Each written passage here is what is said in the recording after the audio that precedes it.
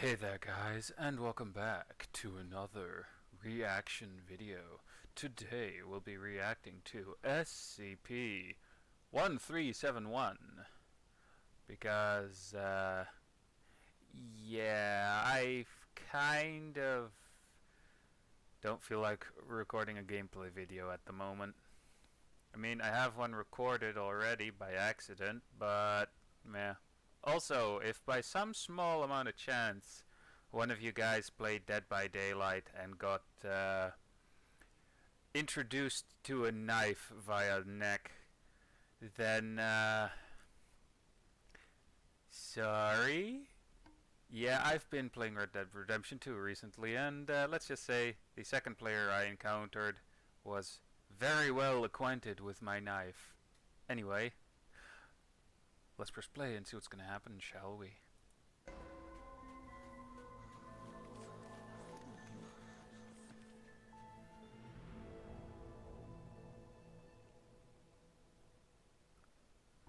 Working on the 50th floor was absolute hell for George.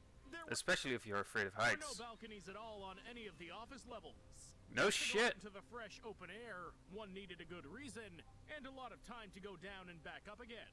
To help reduce the employees' stress, aquariums were installed in the office.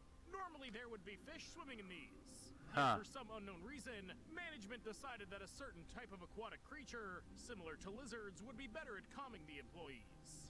These creatures are called leucistic axolotls, but George couldn't care less. He turned towards the window in hopes of seeing some bird. He liked birds, except birds much prefer trees that don't even reach George's floor.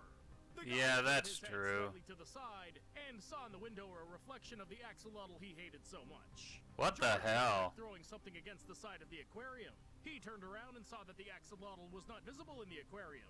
Must be hiding somewhere behind the stones. But Yeah, still, probably. There's a reflection on the window, and a very clear one at that. Almost as if it isn't a reflection at all, but the real amphibian. After wiping the window several times, George realized that what he saw was an axolotl hovering in the air. What the hell is this?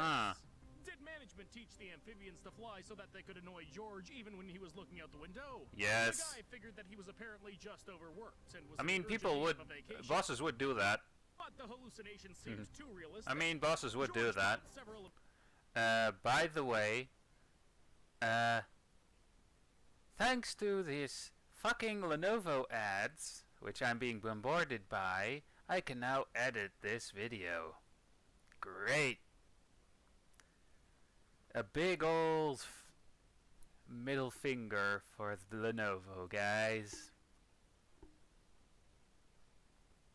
of his colleagues over to him and asked if they could see anything outside the window. Nope. All the employees looked back and forth from the aquarium to the window several times in confusion. One woman even fainted, and the rest continued to stand in front of the window with their mouths open, trying to wrap their heads around what the fuck? One of the fuck? clerks eventually broke the silence, suggesting that maybe their office was flooded, but they somehow hadn't noticed. This weak hypothesis was quickly dispelled by a seagull flying right past the amphibian. George smacked the glass with his palm. This apparently frightened the amphibian, and it flew even higher into the air, hiding from the office workers' view. As luck would have it, the boss came up right at that moment. He, of course, didn't buy into any of the stories about the flying axolotl. No All shit. the workers at the window, the minutes of downtime were subsequently taken from the salary. George grew to hate the axolotls even more, unaware that he had just witnessed SCP-1371's typical behavior. This is a young abnormal axolotl. Unlike its relatives, it's more resilient and resistant to environmental changes, including the increased level of pollution.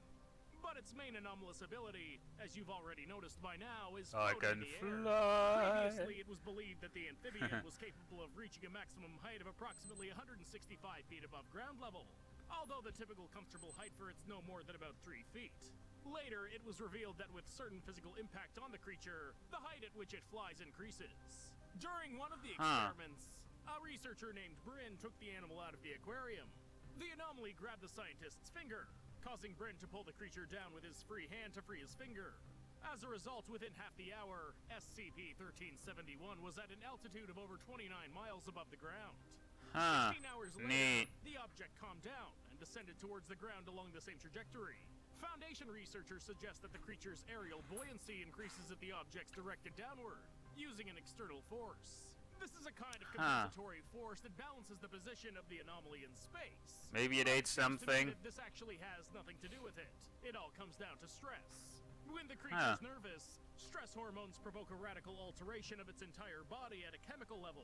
Certain atoms in SCP-1371's body are converted into both hydrogen and helium, making it lighter than air, and like a balloon, it rapidly rises to great heights.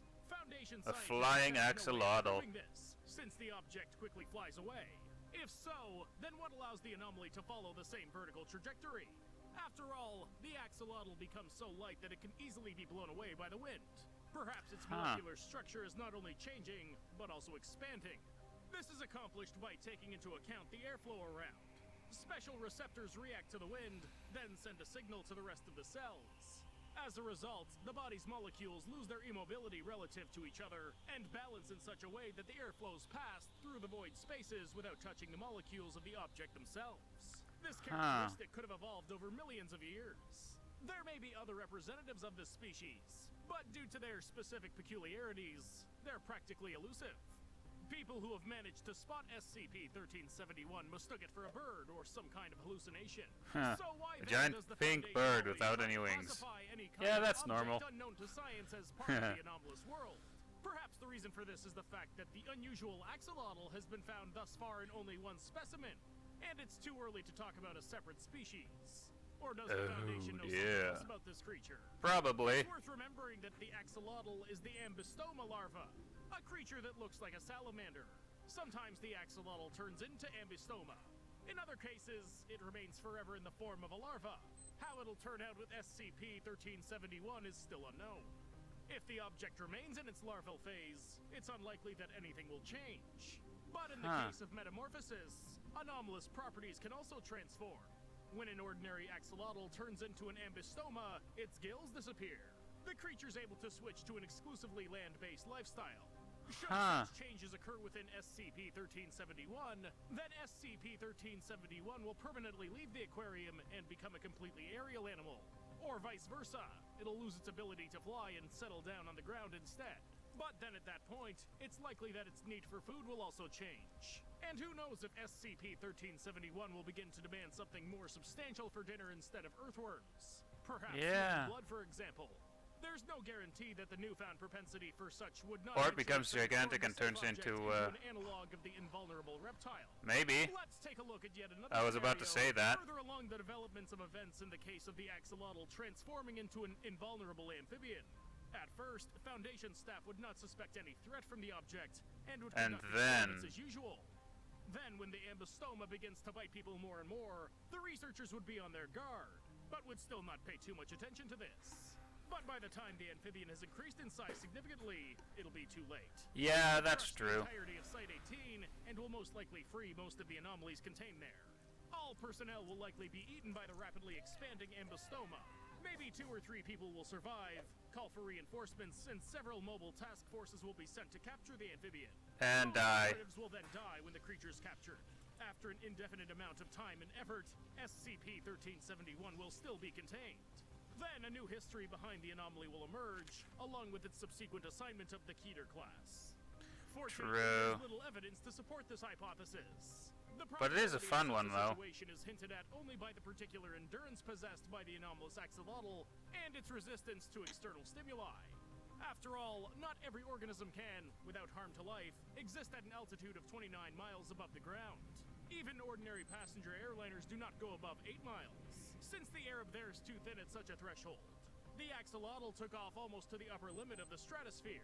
It's warm enough there, and the temperature can reach more than 68 degrees Fahrenheit. But in order to get there in the first place, you have to pass the incredibly cold lower boundary of the stratosphere, where the temperature drops to minus 167 degrees. An ordinary axolotl would turn into a piece of ice and would hardly come back to life after such frostbite. But there's another interesting point here. At the upper boundary of the stratosphere, ultraviolet solar radiation is converted into heat, which subsequently reaches the Earth and all living organisms use it. But what if the heat reaches the surface of the Earth solely thanks to small flying axolotls? Perhaps they deliberately rise to such a height, absorb heat, transport it to the lower layers, and then dissipate it. Perhaps it's such that anomalous amphibians take care of life on the planet and surround us with warmth. They may be Maybe. doing this a bit more strenuously than necessary, at least as of recent. So then, are these creatures responsible for global warming? Imagine if a population of flying axolotls began to suddenly multiply uncontrollably. Previously, they did not rise above 165 feet, but in order to avoid encountering people or alarming aircraft passengers, they began flying higher. In this case, in order to prevent climate change, it's necessary to open up the hunt for the anomalous amphibians in order to reduce the population. But it can easily go too far here. If the hunters overdo it, a new ice age awaits us. If the amphibians are the only suppliers of heat from the stratosphere to the lower atmosphere, their extermination would leave those on the surface without heat. But why then have scientists studying the atmosphere not yet found a flock of flying axolotls? Or they found everything? Only who would believe that the planet receives heat thanks to the effort put forth by multiple amphibians floating in the air? It's much easier to come up with all sorts of physics laws regarding the convention of ultraviolet rays into heat rather than face the truth. True. But no, it's probably all some kind of nonsense. Well, anyway, I hope you guys enjoyed this video, and I'll see you guys in the next video of whatever I'll be making. So yeah, bye.